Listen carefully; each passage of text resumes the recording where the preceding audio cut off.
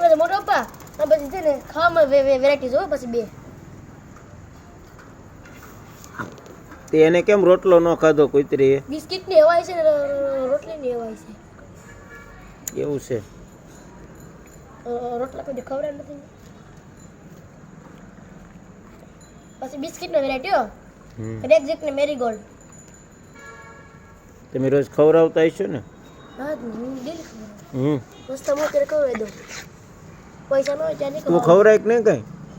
ઈ ખવા રોટલી ઉપર નિર્ભર છે રેક્ઝેક આપી.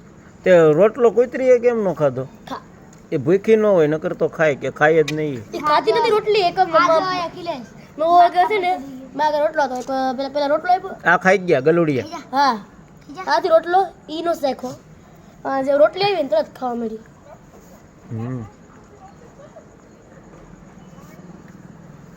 અમે આજ કંઈક પ્રોગ્રામ લાગે છે સુલો જીગો છો. આપણે હું કામ આજવાની એને માનો કામ એ મસ્તી કરે.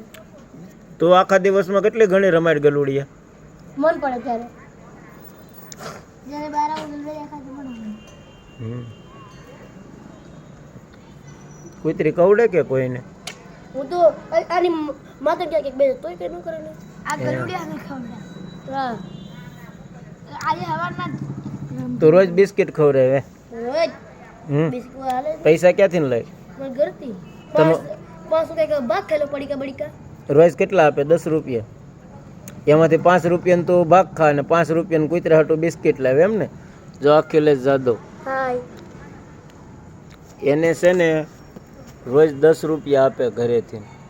એમાંથી 5 રૂપિયા એ ભાગ ખાય અને રોજ 5 રૂપિયા હાટું છે ને જો આ ગલુડિયા હાટું બિસ્કિટ લાવે. જો અમારી શેરીમાં 5 ગલુડિયા છે એની હાટું.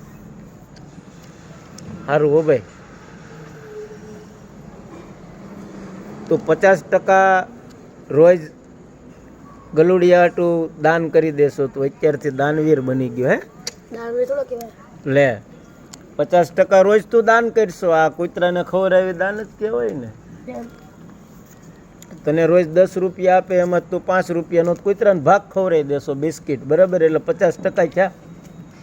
તો તારી પોકેટ મનીમાંથી રોજ તું અડધા પૈસા તો કૂતરા માટે વાપરી નાખશો ગલુડિયા હાટું. આમાંથી કયું ગલુડિયું તને ગમે છે એ કે મને, એ આપણે પાળવાનું છે. અરે તો તને કયું ગમે? હે મોટા થાય ત્યાં સુધી હાંસો જો નગર તો કોઈક બીજા લઈને વૈયા જાય. આનો માસ આવતો હોય આનો માસ આવતો હોય. આ પાંડા નથી પાંડી ભૂરી છે.